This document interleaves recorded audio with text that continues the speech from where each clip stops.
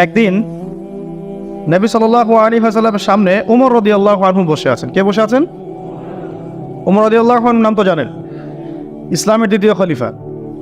তো তিনি ইহুদিদের কাছ থেকে ছোট্ট একটা তাওরাতের একটা পৃষ্ঠা তিনি পেয়েছিলেন, এমনি পড়ার জন্য, জাস্ট দেখার জন্য তিনি বের করে একটু পড়ছেন। তিনি কি তাওরাতের প্রতি ইমানদার, মানে তাওরাতকে কোরআনের উপর অগ্রাধিকার দেওয়ার মানুষ? না, তিনি জাস্ট এমনি কৌতূহল বশত দেখছেন। দেখে নবীজিকে বলছেন যে তাওরাতে কিছু সুন্দর কথা আছে ইয়া রাসূলুল্লাহ।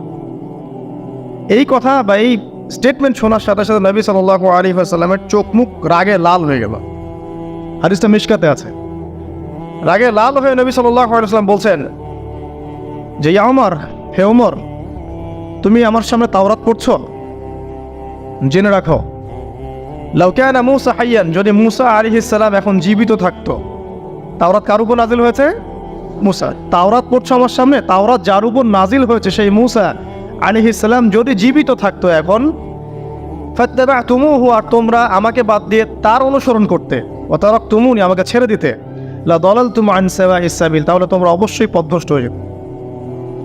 তাওরাত পড়ছো, এখন যদি মূসা আলাইহিস সালামও জীবিত থাকতো আর তোমরা আমাকে বাদ দিয়ে নবী মূসার অনুসরণ করা শুরু করতে, তোমরা অবশ্যই জাহান্নামী হয়ে যেতে। লাউ কানা মূসা হাইয়ান, যদি মূসাও জীবিত থাকতো এখন, আবার যদি জীবিত করা হয় আলাইহিস সালাম, লাত্তাবা'নি, অবশ্যই তাকে আমার অনুসরণ করতে হবে। কথা কি বুঝতে পারছেন? এই কারণে শেষ জামানে যখন ঈসা ইবনে মারইয়াম আসবেন, তিনি নতুন কোনো শরীয়ত নিয়ে আসবেন না। কি নিয়ে আসবেন? তিনি মুহাম্মদ সাল্লাল্লাহু আলাইহি ওয়াসাল্লামের অনুকরণ রূপেই পৃথিবীতে আসবেন ইনশাআল্লাহ। তো আল্লাহ পাক আমাদেরকে দিয়েছেন আল কোরআন, এবং কোরআন এর ব্যাখ্যা হচ্ছে হাদিস। নবী সাল্লাল্লাহু আলাইহি ওয়াসাল্লাম বিদায় হজের ভাষণে বলেছেন, এই হাদিসটা খুব ভালো করে মনে রাখবেন। তিনি বলেছেন যে তারাকতু ফিকুম আমরাইন, আমি তোমাদের মাঝে মাত্র দুটা বস্তু ছেড়ে যাচ্ছি। কয়টা বস্তু? দুটা বস্তু। লান তাদিল্লু মা তামাসসাকতুম বিহিমা, তোমরা কোশ্চিনকালেও পথভ্রষ্ট হবে না যতদিন পর্যন্ত এই দুটাকে আঁকড়ে ধরে থাকবে। ঠিক আছে?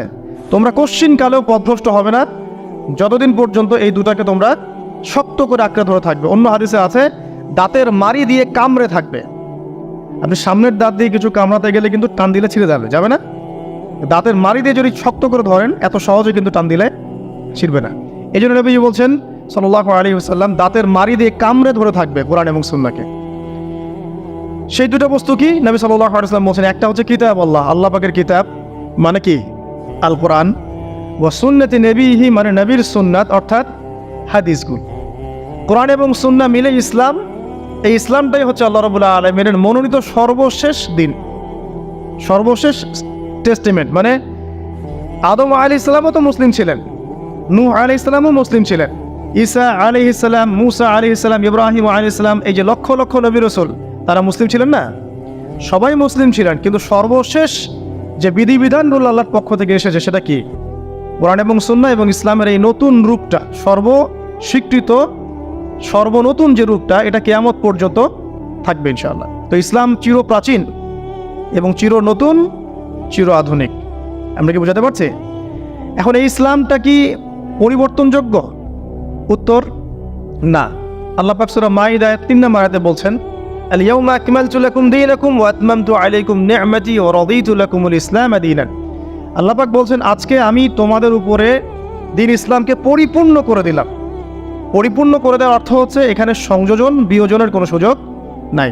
কেউ যদি বলে 5 ওয়াক্ত নামাজের জায়গায় 6 ওয়াক্ত বানাই দিব আমরা, ঠিক আছে? সুযোগ আছে? সুযোগ নাই। যাকাতের বিধানটা খুব কঠিন মনে হয়, যাকাতের নিসাবটা একটু কমাই দিব, পারবে? ইসলামের চুল পরিমাণ কিছু ঢোকানোর, বের করার কোনো সুযোগ নাই। কেন নাই? কারণ আল্লাহ পাক এই দিনটাকে পরিপূর্ণ করে দিয়েছে। আল ইয়াউমা আকমালতু লাকুম দীনাকুম, দিনটাকে কামেল করেছি। কামেল মানে, কামেল পাস মানে কি? সার্টিফিকেট পাইছে পরিপূর্ণ, তাই না? আচ্ছা, যদিও বা আমাদের অনেক কামেল পাস আছেন, দুঃখের সাথে জানানো বলতে হয়, অনেক সময় অ্যারাবিক গ্রামারের বেসিক জিনিসও জানেন না। হ্যাঁ, সার্টিফিকেট সব কিছু না, জ্ঞান সব কিছু। এবং এই জ্ঞান শুধুমাত্র বই পড়ে অর্জিত হবে এমনও নয়। জ্ঞান আসে কার পক্ষ থেকে? আল্লাহর পক্ষ থেকে। এটা মনে রাখবেন, জ্ঞান আল্লাহর পক্ষ থেকে আসে।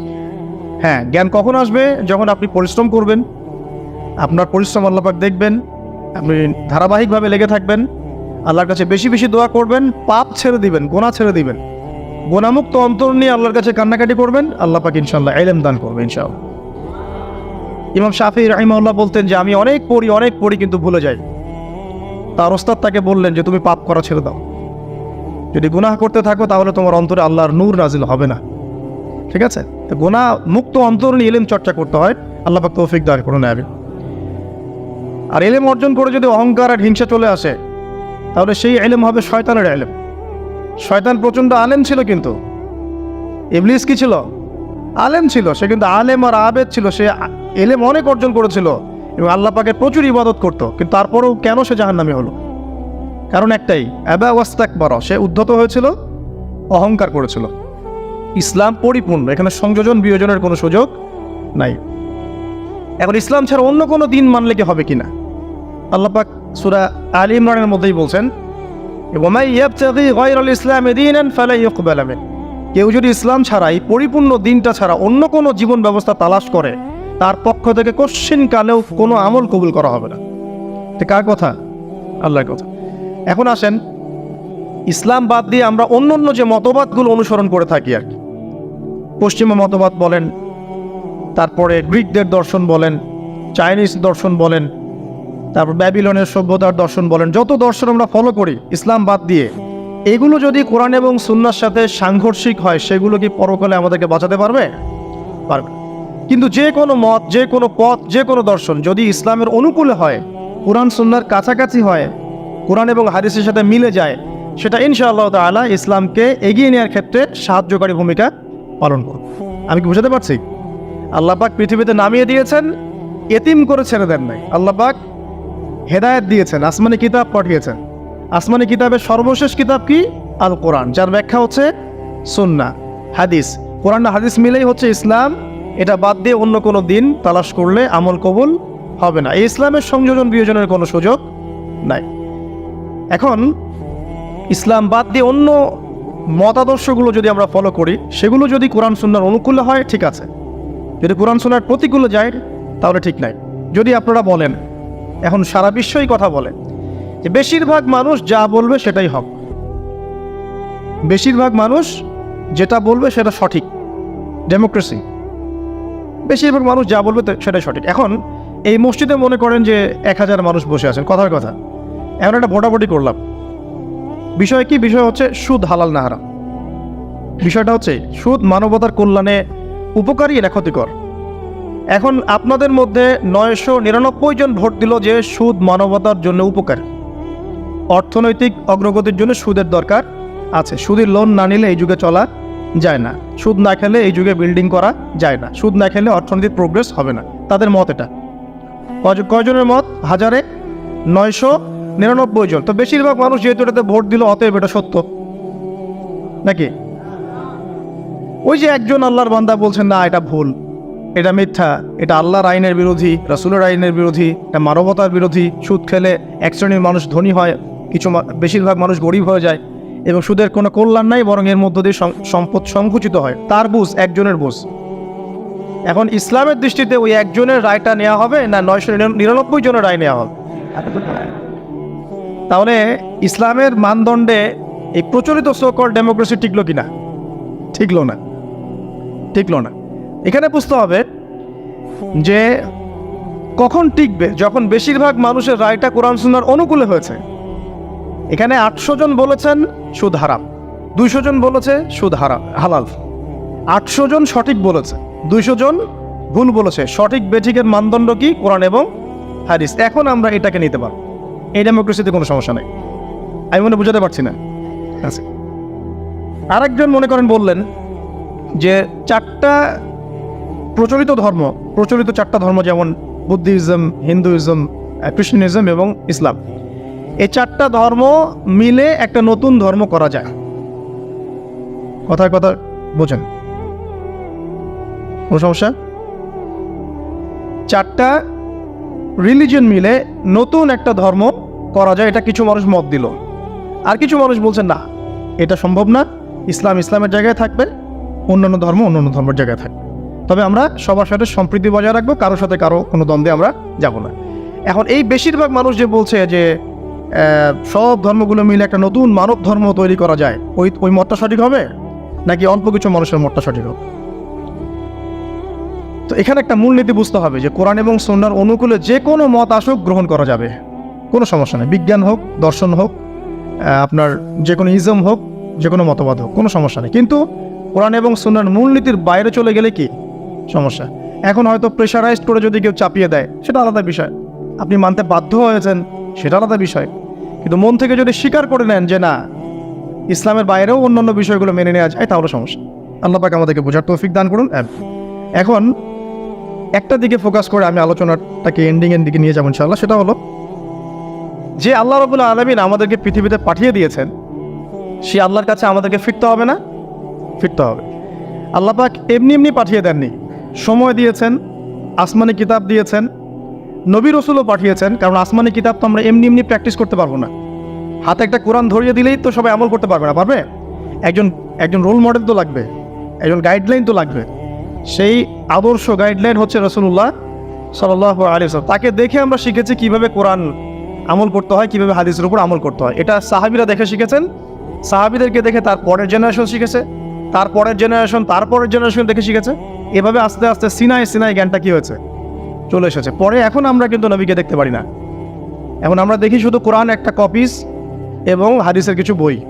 আমরা কিন্তু নবীকে দেখি নাই সাল্লাল্লাহু আলাইহি ওয়াসাল্লাম, আমরা সাহাবীদেরকেও দেখি নাই, আমরা তাবি কাউকে দেখিনি, ইমামদেরকেও দেখি নাই। 4 ইমামকেও দেখেছেন?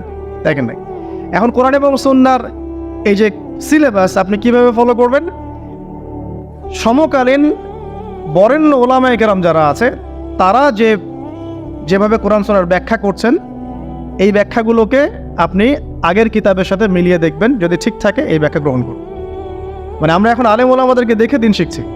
যে কোনো মাসআলা জানতে হলে আপনি আলেমের কাছে আসেন না? একটা জব করছেন, যে জবের বিষয় আপনি হয়তো জানেন না, এখানে হালাল কতটুকু, হারাম কতটুকু, আপনি এসে কাকে জিজ্ঞাসা করেন? ইমাম সাহেবকে বা আলেমকে জিজ্ঞাসা করেন।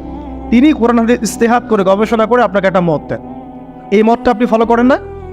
এটাই মাযহাব, এটাই হচ্ছে মাযহাব, যেটা না মানলে অবশ্য একজন মানুষ ইসলাম প্র্যাকটিস করতে পারবে না। সবাই তো আর কোরআন সুন্নাহর সব জ্ঞান লালন করে না, করে? সবাই কি কোরআন সুন্নাহর সমস্ত জ্ঞান লালন করবে? কোরআন এবং হাদিস ফলো করতে হবে। তো কোরআনের সব আয়াত কি আমি জানি? সব আয়াতের ব্যাখ্যা আমি জানি? হাদিসের সব হাদিস কি আমার মুখস্থ আছে বা ব্যাখ্যা আমি জানি না। যেহেতু আমি কোরআন এবং হাদিসের সব কিছু জানি না, আংশিক জানি, তাই আমার জ্ঞানটা আংশিক হবে। এখন আমার সামনে একটা মাসআলা পড়ে গেল, যে মাসআলা সম্পর্কে আমার জ্ঞান নাই, তখন আপনি কি করবেন? নিশ্চয়ই কোনো আলেমকে জিজ্ঞাসা করবেন, কোনো বড় পীর সাহেবকে জিজ্ঞাসা করবেন, বা যিনি বরেণ্য স্কলার তাকে জিজ্ঞাসা করবেন। তিনি আপনাকে কোরআন সুন্নাহ গবেষণা করে একটা ইস্তেহাদ বা ফতোয়া দিবেন। এই যে আপনি তার মতটা নিলেন, এটাই মাযহাব। এটা খারাপ কিছু না, এটা পথ, মানে তার মতটা নেয়া। এটা না নিলে সাধারণ মুসলিমরা তো আর দিন পালন করতে পারবে না। সবাই তো আর বড় আলেম না, সবাইকে আলেম। যিনি বরেণ্য আলেম, যিনি কোরআন হাদিস সব পড়ে ফেলছে, তার ব্যাপার ডিফারেন্ট। সে নিজেই মুস্তাহিদ, তার তো আর মাযহাব মারার প্রয়োজন হচ্ছে না। সে তো নিজেই মুস্তাহিদ, সে তো নিজেই গবেষণা করে একটা রায় বের করতে পারে, তার তো আর মাযহাব মারার প্রয়োজন হচ্ছে না। তারপরেও এখন এই যুগে এই সৎসাহস কয়জনের আছে যে বলতে পারে কোরআন সুন্নাহর সব জ্ঞান আমি জানি? বলতে পারবে? এই কারণেই বরেণ্য ওলামায়ে কেরামরাও পর্যন্ত তাদের পূর্ববর্তীদের মাযহাবটাকে কি করেন? ফলো করেন। যেটা ফলো না করলে আপনি কিন্তু ইসলামটা পরিপূর্ণরূপে বুঝতে পারবেন না, সমস্যা হয়ে যাবে। আংশিক জ্ঞান নিয়ে যদি আপনি কোরআন সুন্নাহ গবেষণা করে মাসআলা বের করতে যান, সমস্যা হয়ে যাবে, আপনি বিভ্রান্ত হয়ে যেতে পারেন, যেহেতু সব জ্ঞান আপনার নাই। যেমন কিছু মানুষ বিভ্রান্ত হয়ে গেছে, কোরআন সুন্নাহ গবেষণা করে বলছে যে হাদিস আর মানার দরকার নেই, কোরআন মানলেই হবে। হ্যাঁ, এরকম অনেক মানুষ বের হয়েছে এখন। অনেক মানুষ দেখলাম সেদিন বলছে যে কোরআন সুন্নাহ গবেষণা করে দেখেছে যে নবী সাল্লাল্লাহু আলাইহি ওয়াসাল্লাম শেষ নবী নন, আরও নবী নাকি আসতে পারে, নাউযুবিল্লাহ। তো কোরআন সুন্নাহ গবেষণা করে সে তার ওই ভাঙাচোরা বুদ্ধিতে বুঝেছে যে লা ইলাহা ইল্লাল্লাহ কালিমা একবার মুখে পড়লেই হবে, আমলের কোনো দরকার নেই। আবার এক শ্রেণী বের হচ্ছে, ওরা বলছে যে কবিরা গুনাহ যদি করে কেউ, কবিরা গুনাহ যদি কেউ করে ফেলে, সে কাফের হয়ে যাবে, তাকে হত্যা করা যাবে, নাউযুবিল্লাহ। এরকম মানুষ যে বিভ্রান্ত হচ্ছে কেন? বিকজ নিজে নিজে অধিক পাণ্ডিত্যে প্রদর্শন করতে গিয়ে অন্যের মত, বড় বড় স্কলারদের আলেমদের মতকে প্রত্যাখ্যান করে নিজে যখন সব কিছু বুঝি এমন দাবি করছে, তখন বিভ্রান্ত হয়ে যাচ্ছে। এই কারণেই পূর্ববর্তী রিনাউন্ড ওলামায়ে কেরাম যারা আছেন, ইমাম, ফকিহ, মুস্তাহিদ যারা আছেন, তাদের রায়গুলো এত ইম্পর্টেন্ট। এই কারণে তারা গবেষণা করে উম্মাহকে 100 বছর এগিয়ে দিয়েছেন। এখন কি আমি আবার 100 বছর পিছন থেকে শুরু করব? বুঝাচ্ছি দাঁড়ান। মেডিকেল সায়েন্স আছে না, মেডিকেল সায়েন্স, মেডিকেল সায়েন্সের যে বইগুলো পড়ে মানুষ ডক্টর হয়, সেই বইগুলো ওই সেকশনের বিজ্ঞ পণ্ডিতরা লিখেছেন না, ঠিক আছে না? এখন কেউ যদি ডক্টর হতে চেয়ে বলে যে আমি এই বইগুলো পড়বো না, আমি আবার নতুন করে বই লিখে পড়ে ডক্টর হবো, হবে? যদি করতেও পারে তাও তো আজ সে 100 বছর পিছায় গেল। বুঝাতে পারছি না মনে হয়। কেউ ইঞ্জিনিয়ার হতে চায়, ইঞ্জিনিয়ারিং পড়তে গেলে তাকে অনেক বই পড়তে হয় না, প্রামাণ্য কিছু বই পড়তে হয়। সেই বইগুলো কে লিখেছে? বড় বড় ইঞ্জিনিয়াররা লিখেছে এই সূত্রগুলো, তাই না?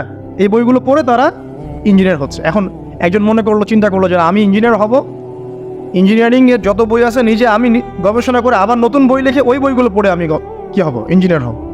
এই যদি ইঞ্জিনিয়ার হয়ও তাহলেও কিন্তু 100 বছর পিছিয়ে গেল। বিজ্ঞানী হবে, যে বিজ্ঞানের অনেক সূত্র আছে না, ফিজিক্সের, কেমিস্ট্রি, বায়োলজির অনেক সূত্র আছে না, এই সূত্রগুলো গবেষণা করে করে মানুষ বড় বড় বিজ্ঞানী হচ্ছে না। এখন কেউ যদি চিন্তা করে না আমি নতুন করে সব তত্ত্বগুলো আবার আবিষ্কার করে প্রামাণ্য বই লিখবো, সেই বই পড়ে নিয়ে আমি আবার বিজ্ঞানী হব, কত বড় বোকা, চিন্তা করেছেন? তো এখন বিষয়টা হচ্ছে যারা 100 বছর এগিয়ে দিয়েছেন উম্মাকে, নতুন করে আবার 100 বছর পিছন থেকে শুরু করার কোনো মানে নাই। হ্যাঁ, এখন কি করতে হবে? যদি এমন নতুন নতুন কিছু মাসআলা বের হয় যেগুলো কোরআন সুন্নাহর সাথে সরাসরি পাওয়া যাচ্ছে না, তখন আপনি কি করবেন? আলেম ওলামাদের ইজতিহাদের আশ্রয় নেবেন। দেখবেন, আপনি যাচাই করে দেখবেন যে এই মাসআলাটা কোন কোন আলেম কিভাবে রায় দিচ্ছেন। তারপর আপনার বিবেক আছে, আপনার বুদ্ধি আছে, আপনাকে আল্লাহ পাক ইলম দিয়েছেন, কোরআন সুন্নাহ গবেষণা করে আপনি একটা ফতোয়ায় আসতে পারবেন ইনশাআল্লাহ তাআলা। আল্লাহ পাক তৌফিক দান করুন। যেটা বলছিলাম, শর্ট করে বলি যে আল্লাহ পাক আমাদেরকে পৃথিবীতে নামিয়ে দিয়ে এতিম ছেড়ে দেন নাই। কোরআন সুন্নাহ দিয়েছেন, একটা রোল মডেলও দিয়েছেন। কোরআন সুন্নাহ নাজিল করেছেন, এটা দিয়ে ইসলামকে পরিপূর্ণ করেছেন, ঢোকানোর বের করার কোনো সুযোগ নাই। একই সাথে আল্লাহ পাক রাসূল সাল্লাল্লাহু আলাইহি ওয়াসাল্লামের আদর্শ সামনে রেখেছেন, এটাকে ফলো করে আপনাকে কোরআন সুন্নাহ মানতে হবে। এখন নবী নাই, সাহাবী নাই, তাবিঈ তারা নাই, কিন্তু তাদের উত্তরসূরি ওলামায়ে কেরাম তো আছে, মুজতাহিদ কেরাম আছেন, মুফাসসিররা আছেন, মুহাদ্দিসরা আছেন। তাদের রায়গুলো মেনে আপনাকে দিন ফলো করতে হবে। হ্যাঁ, তাদের কোনো রায় যদি দেখা যায় কোরআন সুন্নাহর সাথে সরাসরি বিরোধী হয়ে গেছে, একজন বড় আলেম মনে করেন বললেন যে হ্যাঁ সুদী এনজিওতে টাকা রাখা যেতে পারে, হয়তোবা সে বিক্রি হয়ে গেছে বা তার কোনো মতের ভ্রম হয়েছে বা কোনো একটা কারণে কোনো স্বার্থে সেই কথাটা বলেছে। এখন আপনি বুঝতে পারছেন তার নাম অনেক বড়, টাইটেল অনেক বড়, কিন্তু সে সরাসরি কোরআন সুন্নাহর বিরুদ্ধে একটা কথা বলছে। আপনি নেবেন? তখন আপনি নেবেন না। তখন ওই মাসআলাটা নিয়ে অন্য আলেমদের কাছে যাবেন যে অমুক আলেম তো এই কথা বলছেন, আপনারা কি বলছেন। তখন আপনি যাচাই বাছাই করে একটা সিদ্ধান্তে আসতে পারবেন। এভাবে দিন পালন করলে ইনশাল্লাহ বিভ্রান্ত হবেন না ইনশাআল্লাহ। আর একা একা বুঝে সব করতে গেলে সমস্যা আছে। আল্লাহ পাক আমাদেরকে একটু বোঝার তৌফিক দান করুন। এখন শেষ করার আগে আমি আর 10-15 মিনিট সময় নিচ্ছি, যে একটা জায়গায় আমি ফোকাস করি যে দিন পালন করতে গিয়ে সবচেয়ে বড় চ্যালেঞ্জ সেটা হচ্ছে আল্লাহকে পাওয়া। কি করা? যে আল্লাহর কাছ থেকে আমরা এসেছি সেই আল্লাহকে দুনিয়াতে এবং আখিরাতে পাওয়া, এটাই চ্যালেঞ্জ। আল্লাহকে যে ব্যক্তি পেয়েছে সে দুনিয়ার সব পেয়ে গেছে। আল্লাহকে যে পায় নাই সে আসলে কিছুই পায় না, ইহকাল পরকালের কিছুই পায়নি। এখন আমরা আল্লাহকে পাবো কিভাবে? এটা বড় প্রশ্ন না? যে আল্লাহর কাছ থেকে, যে জান্নাত থেকে আমরা পৃথিবীতে চলে আসলাম, আর সেই জান্নাতে যেতে হলে তো আমাকে আল্লাহকে পেতে হবে। আল্লাহকে পেতে হলে আমার কি কি করণীয়? খুব শর্ট করে আমি কয়েকটা পয়েন্টস আপনাদেরকে শেয়ার করছি। 1 নাম্বার, আল্লাহকে পেতে হলে অবশ্যই তার নবী মুহাম্মদ সাল্লাল্লাহু আলাইহি ওয়াসাল্লামকে অনুসরণ করতে হবে। এছাড়া আল্লাহকে পাওয়ার দ্বিতীয় কোনো পথ নাই। আল্লাহকে পেতে হলে অবশ্যই তার নবী মুহাম্মদ সাল্লাল্লাহু আলাইহি ওয়াসাল্লামের আদর্শগুলো জীবনের প্রতিটা ক্ষেত্রে বাস্তবায়ন করতে হবে।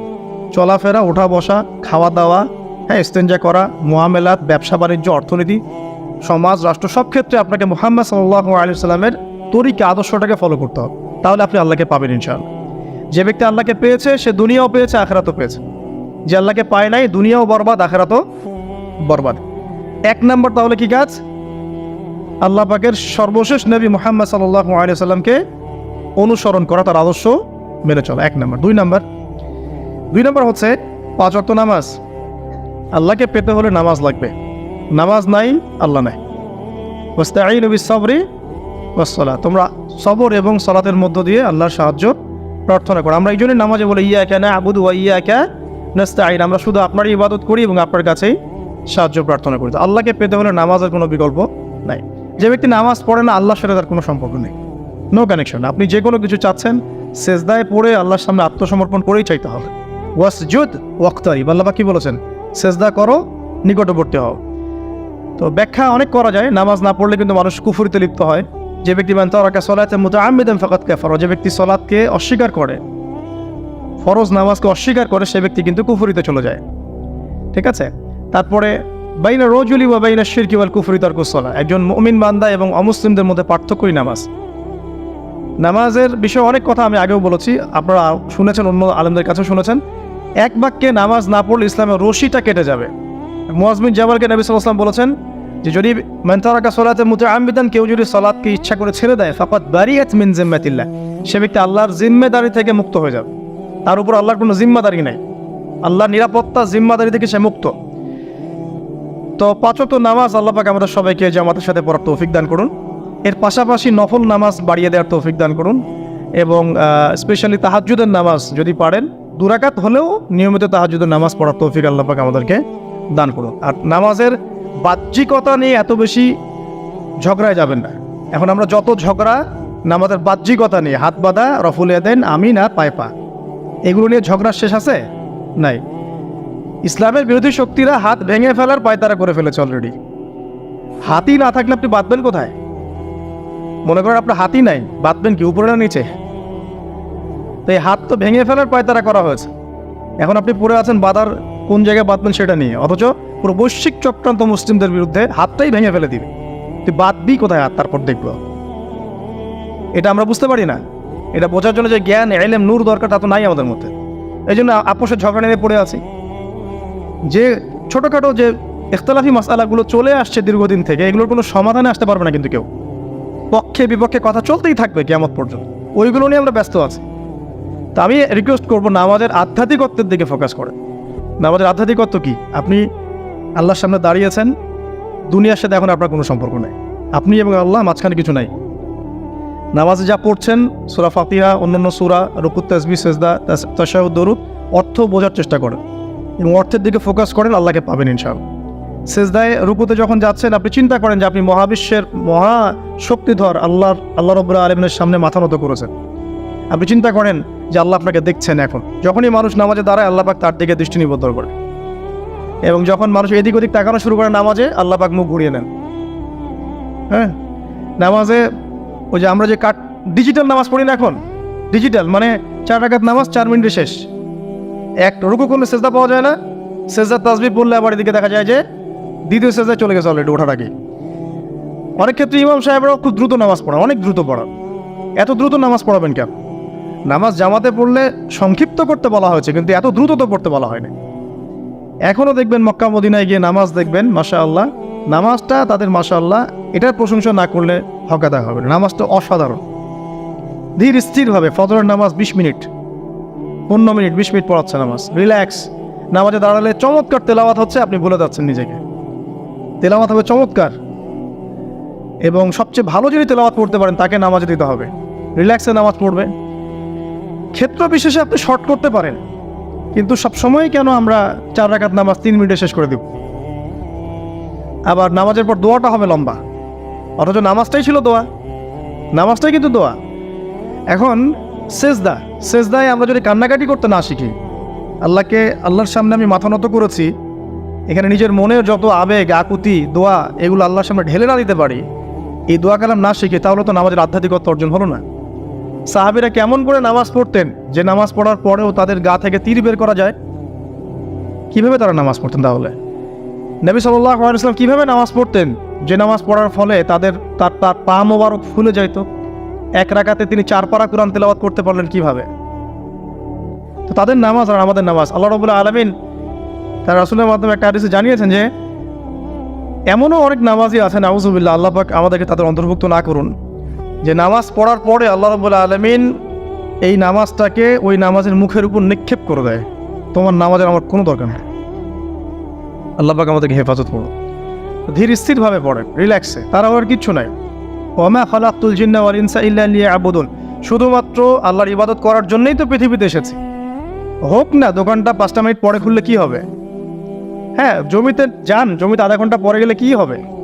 যে আল্লাহ পাক আপনাকে বাঁচিয়ে রাখতে পারেন, সে আল্লাহ পাক আল্লাহর পথে সময় দিলে আপনাকে অফুরন্ত রিজিকও তো দিতে পারেন না? আপনি আল্লাহর হয়ে যান, বাকি সব আল্লাহ আপনার দায়িত্ব নিয়ে নেবেন ইনশাআল্লাহ। আপনি নিজে আল্লাহর হয়ে যান, আপনার সব কিছু দায়িত্ব কে নিয়ে নেবে? আল্লাহ নিয়ে নেবে। আল্লাহ পাক আমাদেরকে ধীর স্থিরভাবে আধ্যাত্মিকত্ব অর্জন করে নামাজ পড়ার তৌফিক দান করুন, আমিন। তো দেখুন, আল্লাহকে পাওয়ার সবচেয়ে সেরা মাধ্যম কি? নামাজ। তার আগে বলেছি নবী সাল্লাল্লাহু আলাইহি ওয়াসাল্লামের অনুসরণ। আল্লাহকে পাওয়ার তৃতীয় একটা মাধ্যম বলে দিই আমি, সওম বা রোজা রাখা। অল্প সময় গুটিয়ে নিচ্ছি, সওম বা রোজা রাখা। রোজা কেন আল্লাহকে পাওয়ার মাধ্যম জানেন? কারণ রোজা রাখা অবস্থায় আমরা কিন্তু গোপনে পানাহার করি না, করি? আমরা রোজা রেখেছি, গোপনে কিন্তু পানি খেতে পারি, কেউ দেখবে না। গোসল করছেন, আপনি পানি খেতে পারেন, কেউ দেখবে? দেখবে না। লুকিয়ে লুকিয়ে আপনি কিন্তু খাবার খেতে পারেন, কেউ দেখবে না, বাসায় কেউ নাই দেখার, কিন্তু আপনি খান না। আপনি সবর করেন, সহ্য করেন, একদম সূর্যাস্তের সময় গিয়ে আপনি ইফতার করেন। এই যে কাজটা আপনি কেন করেন? কারণ আপনি ফিল করেন যে আল্লাহ আপনাকে দেখছেন। কেউ আপনাকে দেখুক না দেখুক, আল্লাহ আপনাকে দেখছেন। এটাই হচ্ছে ইহসান, এটাই হচ্ছে আল্লাহ পাকের মারেফতকে উপলব্ধি করা। আল্লাহ রাসূল সাল্লাল্লাহু আলাইহি ওয়াসাল্লাম বলেছেন, ইহসান হচ্ছে আন তা'বুদাল্লাহা কাআন্নাকা তারা, তুমি এমনভাবে আল্লাহর ইবাদত করবে যেন তুমি আল্লাহকে দেখছো। ওয়া ইল্লাম তাকুন তারাহু ফাইন্নাহু ইয়ারাক, তুমি আল্লাহকে দেখতে না পারলেও বিশ্বাস করবে আল্লাহ তোমাকে দেখছেন। এটা রোজা রাখলে উপলব্ধি হয় না যে আল্লাহ আমাকে দেখছেন? এটা হচ্ছে আল্লাহকে পাওয়ার মাধ্যম। এই জন্য রমাদানের রোজা অবশ্যই রাখবো ইনশাআল্লাহ। পাশাপাশি এই যে সোমবার, বৃহস্পতিবার বা এই যে মাসে 3 দিন আইয়ামে বীজের সওম আছে, 13, 14, 15, আরাফার সওম, আশুরার সওম বা নফল সওম, এগুলো রাখার অভ্যাস করলে আল্লাহকে পাওয়া যাবে ইনশাআল্লাহ তাআলা। আল্লাহ পাক আমাদেরকে বেশি বেশি সওম রাখার তৌফিক দান করুন। এবং আমাকে, আপনাদের সবাইকে বিগত জীবনে আমরা যারা বিভিন্ন সময় সওম রাখি নাই বা রাখতে পারি নাই, বা বিভিন্ন সালাত পড়ি নাই, পড়তে পারি নাই, এগুলোকে হিসেব করে আদায় করার তৌফিক আল্লাহ পাক দান। আমিন। 4 নম্বর একটা মাধ্যম বলে দিই আল্লাহকে পাওয়ার, সেটা হলো তিলাওয়াতে কোরআন। কোরআন তেলাওয়াত যে যত বেশি করবে, অর্থ উপলব্ধি করে পড়বে, সে আল্লাহ পাককে চাক্ষুষ পাবে ইনশাআল্লাহ। মানে আল্লাহ রাব্বুল আলামিন একটা চিঠি দিয়েছেন, মনে করেন আপনাকে, আপনার একজন কথা এক্সাম্পল দিচ্ছি, যে আপনার কোনো একজন বন্ধু আছে অনেক দূরের কোনো দেশে, তা আপনি তাকে দেখেনও নাই, আপনি তাকে চিনেনও, মানে আপনি তার চেহারা দেখেন নাই, তাকে চিনেন না, তার সাথে যোগাযোগের মাধ্যম হচ্ছে আপনার চিঠি বা মেসেজ, ঠিক আছে? এখন সে আপনাকে কিছু মেসেজ পাঠালো, এই মেসেজের মধ্যে সে কিছু ইনস্ট্রাকশন দিয়েছে যে এইগুলো করতে হবে, এগুলো করতে হবে, বা আপনার প্রতি ভালোবাসার ইজহার করছে। মানে এই মেসেজটা যদি আপনি পড়তে পারেন, তাহলে আপনি আপনার বন্ধুর সাথে একটা কানেকশন তৈরি করলেন না? বুঝতে পারছি না? আচ্ছা, এখন সমস্যা হচ্ছে কি, আমরা ওই মেসেজটা পড়তেই পারি না। আমরা তো কোরআনটা পড়তেই জানি না, তাহলে মেসেজটা পাবো কীভাবে? আর যারা পড়তে জানি সেই ভাষাটা বুঝি না। এখন ওই বন্ধু মনে করেন চিঠি লিখেছে বাংলা ভাষায়, আর আপনি বাংলা পড়তে জানেন না, তাহলে কি পারবেন উপলব্ধি করতে তার মনের ভাব, সেই বন্ধুর আবেগ, ভালোবাসা, প্রেম আপনি কি উপলব্ধি করতে পারবেন? লিখেছে সে উর্দু দিয়ে বা ইংরেজিতে, আপনি ইংরেজি বোঝেন না, ইংরেজি লিখতে পারেন না, তাহলে কি আপনি তার চিঠি বুঝতে পারবেন? এখন আমরা যেহেতু আরবি বুঝি না, এই কারণে কোরআনের মধ্যে কি পড়া, কি বলেছেন আল্লাহ রাব্বুল আলামিন, আমরা উপলব্ধি করতে পারছি। আমি কি বুঝাতে পারছি? তো কোরআন শুধুমাত্র তিলাওয়াত করা যথেষ্ট নয়। তিলাওয়াত করলে আপনি প্রত্যেক হরফে 10 টাকা পাবেন, কোনো সমস্যা নাই, কিন্তু ওই মেসেজটাকে উপলব্ধি করতে হলে আপনার অর্থটা জানতে হবে। অর্থ জানলে পরে আপনি দেখবেন আল্লাহকে আপনি চাক্ষুর সামনে পাচ্ছেন ইনশাআল্লাহ তাআলা। আপনি হতাশ হয়েছেন, হতাশা দূর করার জন্য সূরা আছে কোরআনে। বিপদে পড়েছেন, বিপদ দূর করার সূরা আছে কোরআনে। আপনার রিজিকের সমস্যা কাটানোর সূরা কোরআনে আছে। কোনো হাজতের প্রয়োজন, সূরা ইয়াসিন, হাজতের সূরা চলে আসে। অসুস্থ হয়েছেন, শেফার সূরা কোরআনে আছে। বা কাউকে জিন টোনা করা হয়েছে, বানটোনা করা হয়েছে, ওর শেফাও কোরআনে আছে। এমন কোনো বিষয় নাই যেটা আল্লাহ রাব্বুল আলামিন কোরআনের মধ্যে নাজিল করেন নাই। ব্যবসা করতে চান, কোরআন কথা বলবে, ঠিক আছে? আপনি সামাজিক বিষয়ে ডিল করতে চান, সূরা হুজুরাত কথা বলবে। আপনি ইতিহাস ভালোবাসেন, কোরআনে ইতিহাস দিয়ে ভর্তি করা আছে। আপনি কাব্য ভালোবাসেন, কবিতা পড়তে ভালোবাসেন, কোরআনের মধ্যে কবিতা দিয়েও ভর্তি আছে। আর রহমান আল্লামাল কোরআন খালাকাল ইনসান, এখানে ছন্দ আছে না? প্রত্যেকটা ছন্দ। ওয়ান নাজমি ইযা হাওয়া মা দাল্লা সাহিবুকুম ওয়া মা গাওয়া ওয়া মা ইয়ানতিকু আনিল হাওয়া, ছন্দ আছে না? আপনি উপন্যাস ভালোবাসেন, কোরআনে অনেক উপন্যাস আছে। যা চান তাই পাবেন কোরআনে। এক কথায় আপনি আল্লাহকে পাবেন কোরআনের মধ্য দিয়ে। তো কোরআনের সাথে যার সম্পর্ক যত বেশি, আল্লাহর মারেফত সে তত বেশি পাবে ইনশাআল্লাহ আযজা ওয়া জাল্লা। 4টা বলেছি না? 5 নম্বর হচ্ছে হজ উমরা করা। হজ উমরা আল্লাহ পাক আমাদের সবাইকে বেশি বেশি করার তৌফিক দেয়। হজ এবং উমরা এমন কিছু কাজ আছে যে কাজগুলো সরাসরি আপনার সাথে আল্লাহ পাকে কানেকশন করার। আরাফার মাঠে যাবেন, ওই মাঠে কি কিয়ামত হবে না? আল্লাহকে চিনতে পারবেন এখানেই।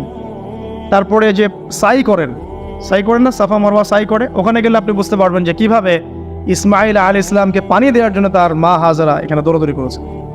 বাইতুল্লাহ দেখবেন, আপনি চিনবেন যে আল্লাহর তাওহীদ কি জিনিস। চোখে দেখার সাথে সাথে আপনার ভিতরে এমন একটা ফিলিংস আসবে যেটা ভাষায় প্রকাশ করা যাবে না। চোখে দেখার সাথে সাথেই এমন একটা ফিলিংস আসবে, আপনাকে আমি